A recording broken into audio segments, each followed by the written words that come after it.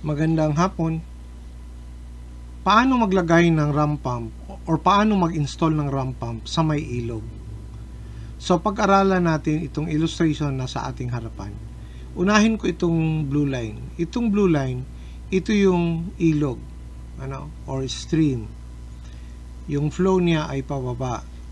Lahat naman po ng ilog ay merong upstream, a higher elevation, at meron siyang downstream or lower elevation of the stream.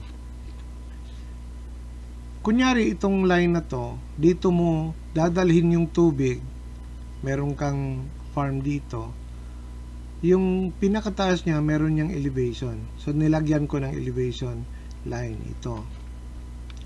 Sa ibaba, dito mo balak ilagay yung ramp pump, tapos susukatin mo ngayon yung mga elevations nila. But what is important is paano maglagay ng drive tank dito at paano dadalhin yung tubig ilog papasok dito sa drive tank. Yung drive tank, yung tubig ng drive tank, siya yung mag-feed dito sa ating ramp pump, the correct amount of water flow rate para gumana ng husto yung specific model na Hilpan ramp pump natin. Para malagyan ng tubig itong drive tank, kailangan natin ng mahabang pipe papunta dito sa upstream, papunta dito sa itaas. Ito ay karaniwang ang haba niya ay 180 meters at medyo malaki ng konti kaysa dito sa drive tank. Okay? So, dito naman sa dulo, lalagyan mo ng screen filter. So, itong pipe na to na pumapasok rito, ito yung tinatawag nating long supply pipe.